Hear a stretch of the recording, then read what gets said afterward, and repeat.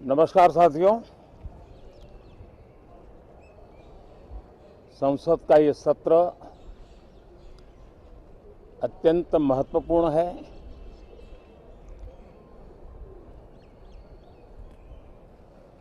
देश आज़ादी के अमृत महोत्सव मना रहा है। हिंदुस्तान में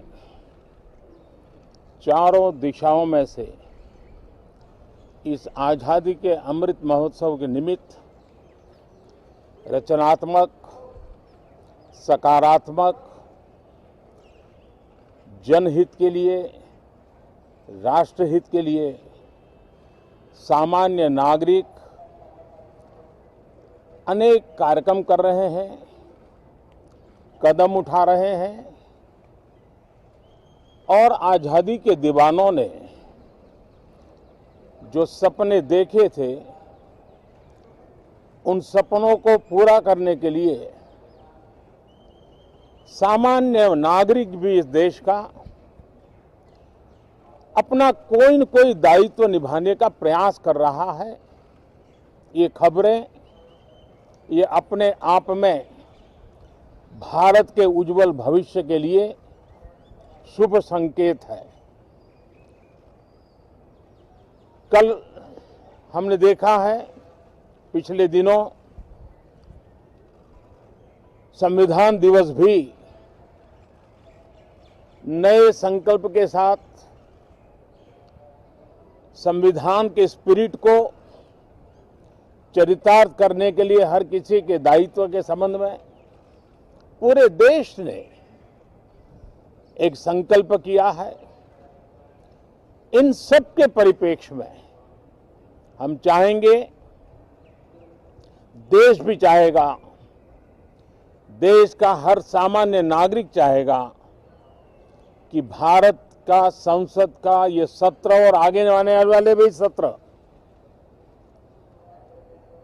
आजादी के दीवानों की जो भावनाएं थी, जो स्पिरिट था, आजादी के अमृत महोत्सव का जो स्पिरिट है, उस स्पिरिट के अनुकूल संसद भी देश हित में चर्चाएं करे, देश की प्रगति के लिए रास्ते खोजे, देश की प्रगति के लिए नए उपाय खोजे और इसके लिए ये सत्र बहुत ही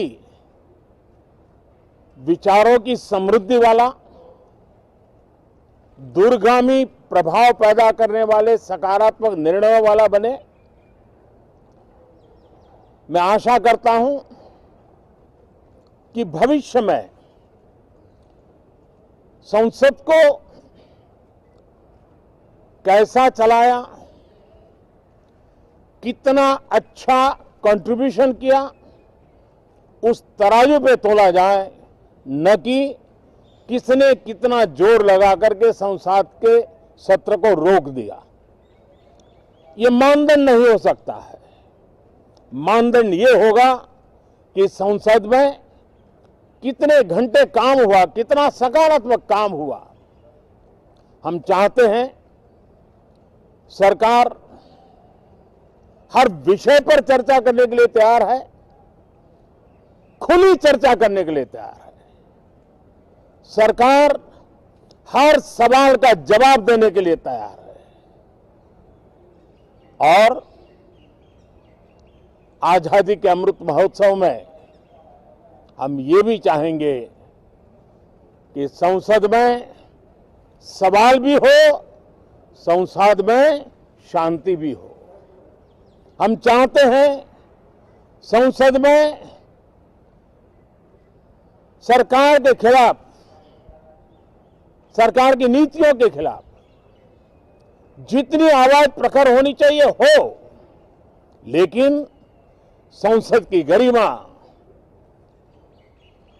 स्पीकर की गरिमा, चेयर की गरिमा, इन सब के विषय में हम वो आचरण करें जो आने वाले दिनों में देश की युवा पीढ़ी को काम आए। पिछले सत्र के बाद कोरोना की विकट परिस्थिति में भी देश ने 100 करोड़ से अधिक डोजेज कोरोना वैक्सीन और अब हम 150 करोड़ की तरफ तेजी से आगे बढ़ रहे हैं। नए वेरिएंट की खबरें भी हमें और सतर्क करती हैं और सजग करती हैं। मैं संसद के सभी साथियों को भी सतर्क रहने के लिए प्रार्थना करता हूं।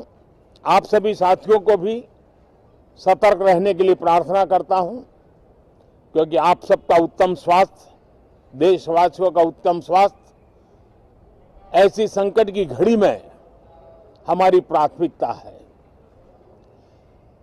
देश के 80 करोड़ से अधिक नागरिकों को इस कोरोना काल के संकट के में और अधिक तकलीफ न हो, इसलिए प्रधानमंत्री गरीब कल्याण योजना से अनाज मुफ्त में देने की योजना चल रही है। अब इसे मार्च 2022 तक समय आगे कर दिया गया है।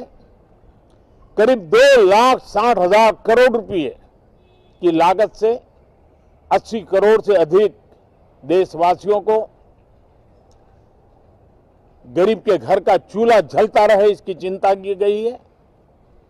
मैं आशा करता हूं